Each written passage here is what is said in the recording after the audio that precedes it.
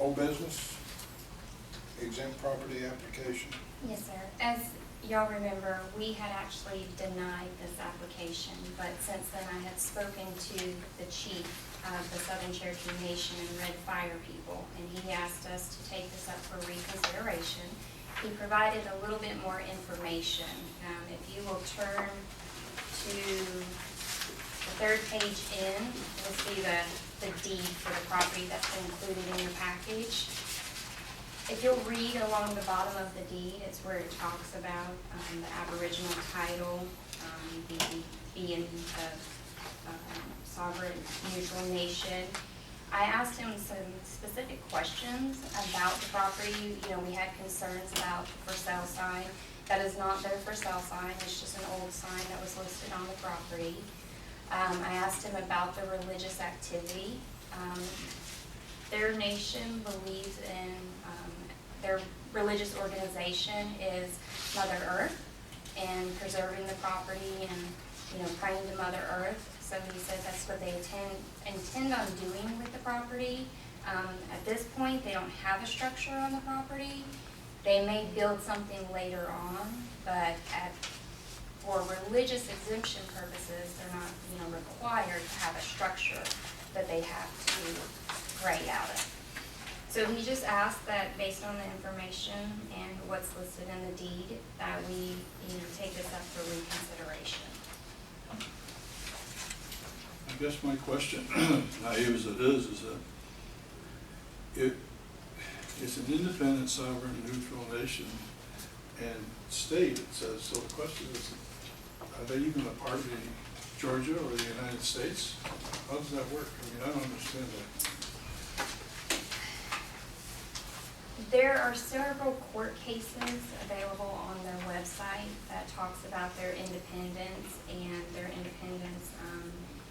They are a part of Georgia, but they don't follow Georgia law. So that's where their the treaties come in place, and then part of them being the sovereign nation is where they use the backing of the treaty. In their opinion, they are a non-taxable entity. But what they're applying for today is for an exempt status based on religious purpose. What do you have the valuation of this? I think it's 4,500. So 4,500. so taxes on 4,500 is going to be minimal. Yeah, absolutely. I mean, any indication why they purchased this or This gifted land it? was actually donated to them. So the Cherokee Nation can't actually purchase property. The land has to be donated to them. And part of, as it states in the deed here, part of the condition with this property is that it can never be resold. It would have to be donated back to the United States, or they would have to have permission from the federal government. And that leads into the Non-Intercourse Act and the Aboriginal title. Well, this was an education. Yes. It's been an interesting one. I spent a lengthy time on the phone with him learning about their organization and you know, how they came to be the entity that they are. But this is the first property that's been donated to them in Georgia. I mean, There are, anywhere anybody donates land to them becomes part of their nation? if it's done through this proper channel, he said it would be.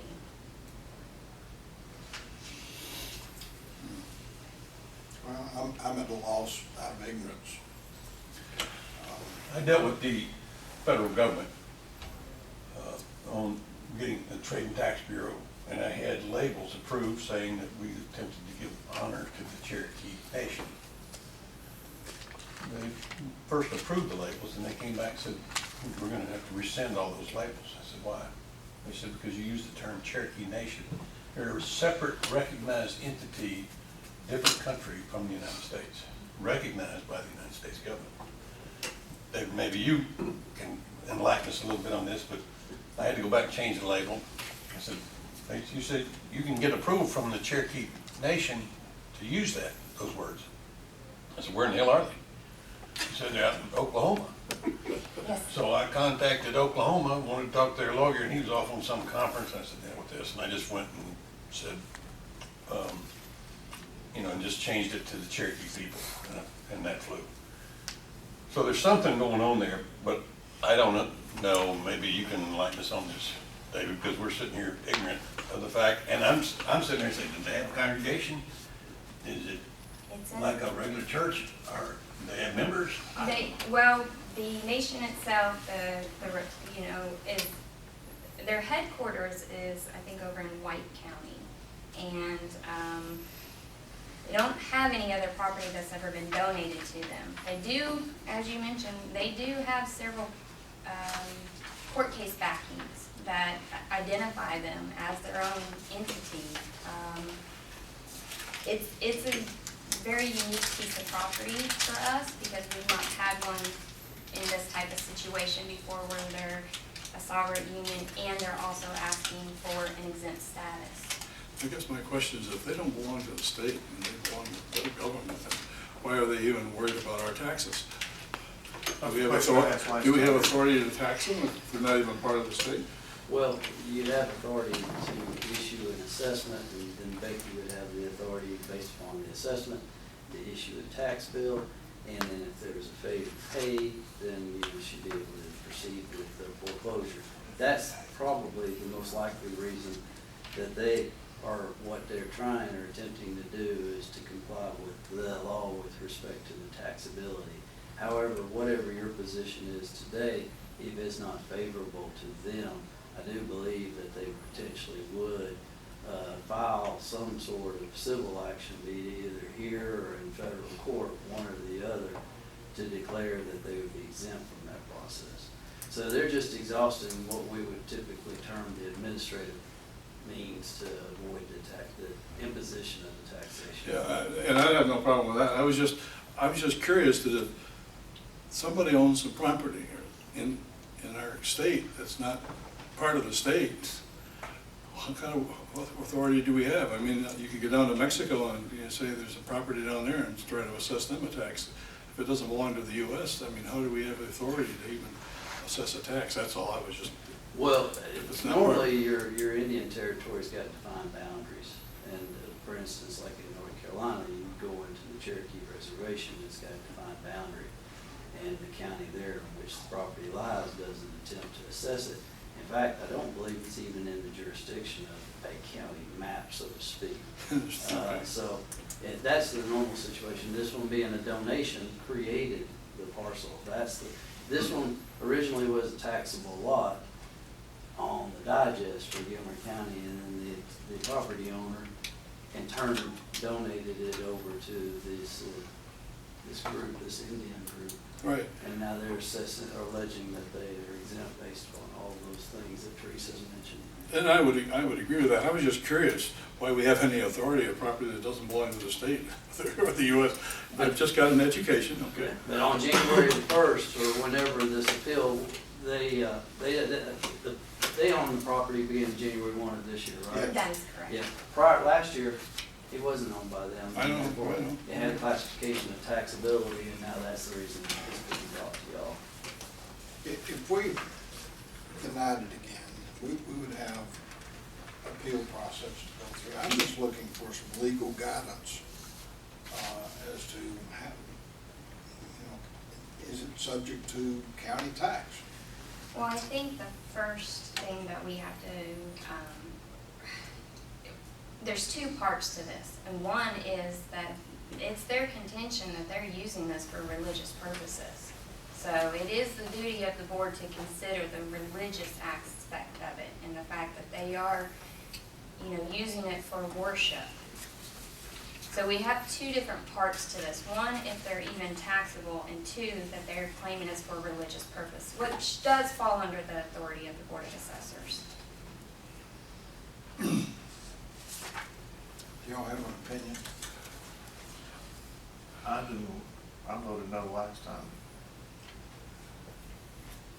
Well, I'll bite the bullet and say I would make a motion to deny it, and we'll come back with some legal justification or something and try to do the right thing. Second. Religious places of worship, how do you show that is in fact a religious place of worship? There's no facility there that we normally find in a religious place of worship. And there is a court case, Roberts versus Ravenwood Church of Wicca, that defines religion as not having to be your typical religion. Right. From that court case, it was basically stemmed that it doesn't require a structure to be in place. As long as their claim is that they are going to the property and they are praying on the property and practicing their religion, then it is a piece of. Do they have any burden of proof on that? No, normally the burden of proof falls on the Board of Assessors when they deny it, to why we're denying it. It's his statement that that's what the intent of the property is to be used for.